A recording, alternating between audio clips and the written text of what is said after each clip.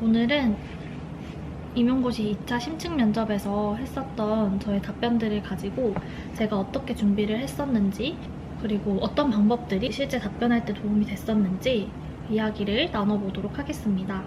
저는 복수전공을 통해서 교직 이수를 했고, 제가 아는 사람들 중에서 저와 같은 길을 가는 사람이 많지 않았어요. 그래서 정보를 얻기가 되게 어려웠었는데, 저와 같은 상황에 놓이신 분들이 도움을 받으셨으면 하는 마음에서 한번 이야기를 나눠보도록 하겠습니다. 일단 문제 1번부터 보도록 하겠습니다. 여기서 1번이랑 2번은 구상형이기 때문에 구상 시간에 구상을 하고 답변을 한 내용입니다. 1번은 교과 특별시를 학생 중심으로 실현하기 위해서 어떻게 운영할 것인가에 대한 질문입니다. 그러니까 상담실을 학생 중심으로 어떻게 운영할 것인가, 이걸 물어보는 건데, 사실 경기도 교육 정책을 보면 학생 중심 교육 정책 1번에 있었습니다. 그래서 시책을 볼 때 학생 중심 교육이 있구나에서 끝나는 게 아니라, 상담실은 학생 중심이 되기 위해서 어떤 프로그램을 운영하면 좋겠다, 아니면 어떻게 상담실을 개방하면 좋겠다, 상담실에 자주 올 수 있도록 친근하게 다가가면 좋겠다, 이런 고민들을 지금 2차 준비를 하면서 생각해보고 작성을 해봤었습니다. 저는 어떻게 답변을 했냐면, 학생들의 자기 주도적인 역량을 길러주기 위해서는 환경을 제공하는 것이 중요하다고 생각합니다. 이를 위해서 저는 다음과 같이 상담실을 운영하도록 하겠습니다. 첫째, 놀이와 쉼이 있는 상담실을 운영하겠습니다.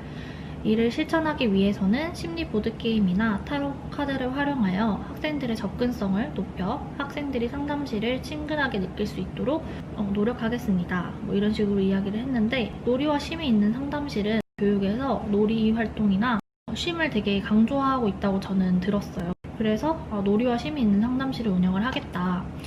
그냥 이렇게만 말하면 근거가 없잖아요. 구체적인 방안이나. 그래서 그렇게 하기 위해서 저는 심리보드 게임이나 타로 카드를 활용해서 어떤 효과를 낼 것이냐, 학생들이 상담실에 대해서 좀 더 친숙하게 느낄 수 있도록 그러한 효과를 내겠다, 이렇게 구성이 된 거죠. 그리고 둘째, 앙투라지 동아리를 활용하겠습니다. 앙투라지는 프랑스어의 측근이라는 뜻입니다. 따라서 상담실을 또래 상담 동아리로 활용할 수 있도록 공간을 제공하겠습니다. 이것도 앙투라지 동아리라는 것을 제가 이름을 만든 거죠. 어떤 선생님께서 알쓸진잡이라는 것을 보면 도움이 된다고 하셔가지고 거기에 있는 내용에서 앙투라지라는 게 나오길래, 측근이면 또래상담 동아리 이름으로 붙여도 좋겠다라고 제가 생각을 했었던 거죠. 앙투라지 동아리라고 하면 면접관 분들께 처음 듣는 사람은 당연히 모르기 때문에 그 뜻을 일단 설명을 해주고, 그럼 그거를 상담실에서 어떻게 할 것이냐, 내가 그냥 운영하겠다가 아니라 학생들이 또래상담 동아리 활동을 할 때 상담실에 와서 상담실이라는 공간을 학생 중심으로 활용할 수 있도록 공간을 제공하겠다, 이러한 방안을 답변한 겁니다. 셋째, 맨발 상담실을 운영하겠습니다.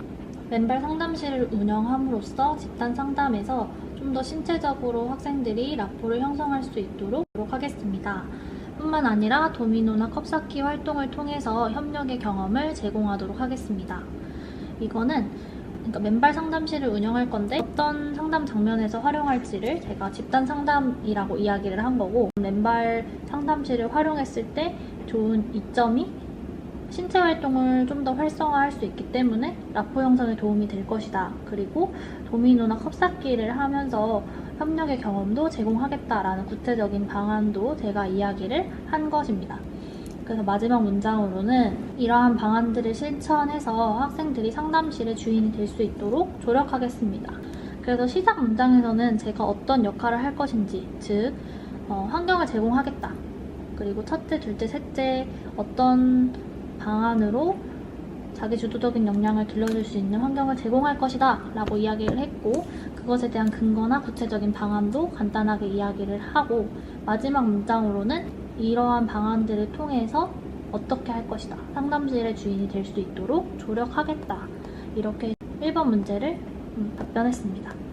맨발 상담실 같은 경우에는 제가 공간혁신에 관련된 영상을 보면서 생각했던 방안인데요. 공간혁신에 관련된 영상을 보면 학급에서 책상, 의자 이렇게 딱딱하게 있는 게 아니라 매트를 깔아서 놀이 활동을 할 수 있는 공간을 마련하기도 하고 다양한 방법으로 공간 혁신을 하는데 그걸 보고 거기서 끝나는 게 아니라 그럼 상담실에서는 공간 혁신을 어떻게 할 수 있을까라는 생각을 했을 때 그 매트를 상담실에 접목해서 매트 위에서 자유로운 상담 활동을 할 수 있도록 공간을 혁신하면 어떨까 이런 생각을 했던 것이 답변을 하는 데 도움이 됐습니다.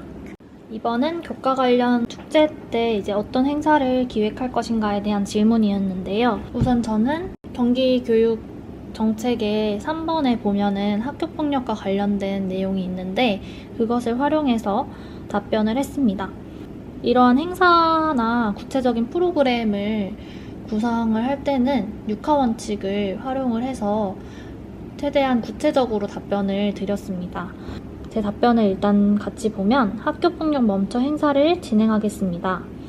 이제 육하 원칙에서 누가에 해당하는 것은 학생, 학부모, 교사, 지역사회가 함께 참여할 수 있도록 기획하겠습니다. 그리고 왜 이러한 프로그램을 진행을 하려고 생각을 했는가에 대한 근거는 학교폭력의 유형에는 이전과 다르게 사이버 불링이나 언어폭력과 같은 정서적인 폭력이 증가하고 있기 때문에 이를 교육하기 위해서입니다. 이런 식으로 답변을 했고 그럼 그 구체적인 방안, 어떻게 해당하는 내용은 도움 지도를 작성하는 경험을 제공하겠습니다. 학교 폭력 시에 학생, 학부모, 교사, 지역사회의 도움을 받을 수 있는 방법을 도움 지도에 작성하여 학생들이 학교 폭력에 노출되었을 때 도움을 받을 수 있도록 돕겠습니다. 두 번째 방안으로는 학교폭력과 관련된 굿즈를 직접 제작하고 판매함으로써 그것의 의미나 구호를 외치면서 홍보활동을 하고 그 수익금은 푸른나무 재단에 기부할 수 있도록 지도하겠습니다. 그리고 마지막으로 이 프로그램의 목적은 교육 공동체와 함께하는 학교폭력 예방이다 라고도 강조를 했습니다. 3번은 신체적인 폭력보다 정신적인 폭력이 증가한다. 그것을 줄일 방안을 제시하시오. 이런 문제였어요. 학교폭력이랑 관련된 내용을 공부하다 보면 카톡방에 친구를 초대해서 심한 말을 하거나 아니면 은근하게 그 안에서 소외감이 들게 하는 등의 새로운 유형의 학교폭력이 많아지고 있다는 것은 충분히 알 수 있었습니다. 그래서 그 내용을 알게 되었을 때 왜 학생들이 신체적인 폭력이 아니라 은근하게 친구들을 괴롭히면서 자신의 불편한 마음을 표현하는 것일까? 이런 것을 생각해 봤던 거죠. 그래서 저는 그것의 원인이 학생들이 스트레스고 자신의 그 불편한 감정을 표현하는 방법이 미흡하고 조절하지 못하기 때문에 이러한 문제가 생긴다고 생각을 했습니다. 그래서 저는 답변을 감정과 스트레스 표현이 미흡해서 정서폭력이 생긴다고 생각합니다. 이를 해결하기 위해서는 감정 수업을 하도록 하겠습니다. 사춘기는 파도와도 같다는 글귀를 보았습니다.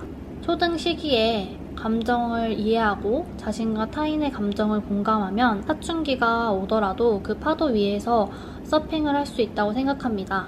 따라서 감정 수업을 통해 자신의 감정뿐만 아니라 타인의 감정을 이해하여 학생들이 함께 살아갈 수 있는 공동체 역량을 기르도록 하겠습니다. 그래서 감정 수업을 하는 근거는 학생들이 이러한 폭력을 많이 하는 것이 감정과 스트레스 표현이 미흡하기 때문이라고 생각을 한다. 사춘기가 오더라도 그 감정적인 것과 스트레스의 표현을 다른 친구에게 하지 않도록 초등에서 미리 교육을 하겠다라고 말씀을 드린 겁니다.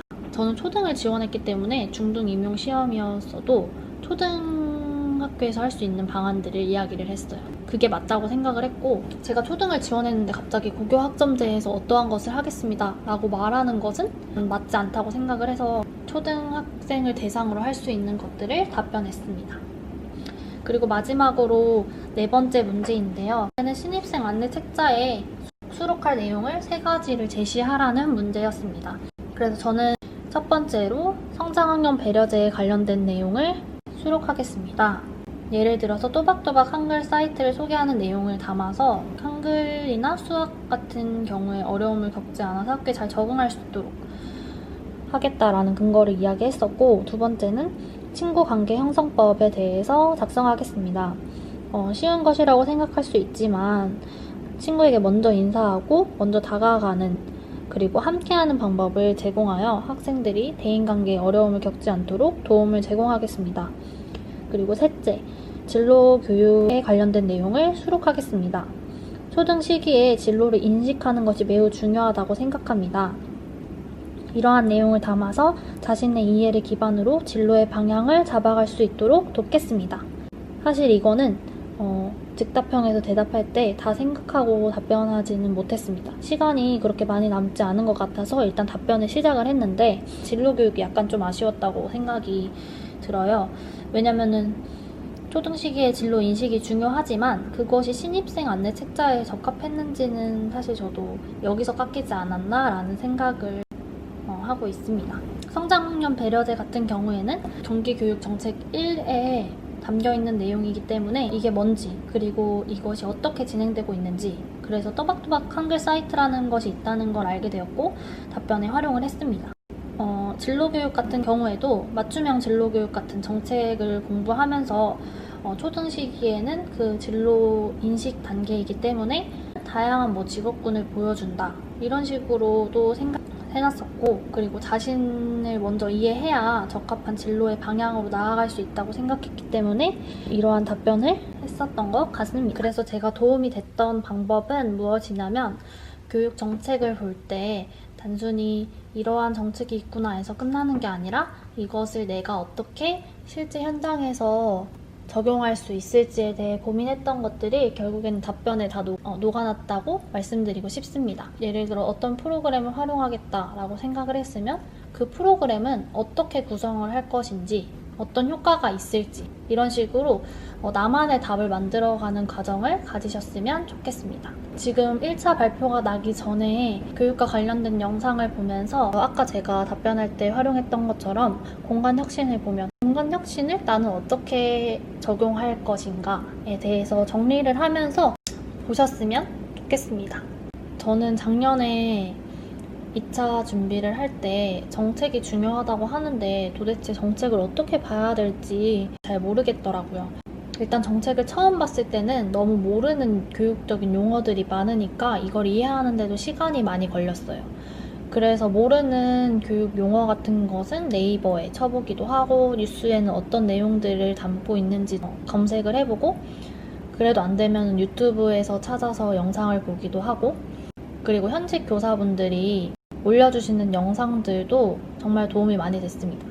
다른 과목 선생님께서 올려주시는 것도 참고를 해서 저한테 도움이 되는 방향으로 적용을 많이 했었습니다. 그리고 도움됐던 방법 중에 하나가 영상을 찍어서 제 모습을 보면서 피드백을 주고받는 스터디를 진행했었는데 이런 스터디를 하니까 확실히 제3자의 입장에서 저를 볼 수 있고 어떤 부분이 부족한지 확실하게 보여서 좋더라고요.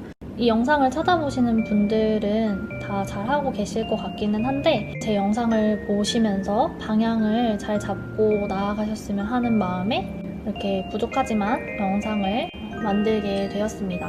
2차 공부를 하다 보면 잘하는 모습보다는 더 채워나가야 할 부분에 중점을 두고 스터디를 하다 보니까 힘들고 지칠 때가 많았는데 자신의 장점을 잘 찾아서 그것을 잘 활용하고 부족한 부분은 시간이 남았으니까 그것을 고쳐가면서 면접장에 갔을 때 후회 없이 답변을 하고 오시기를 바랍니다.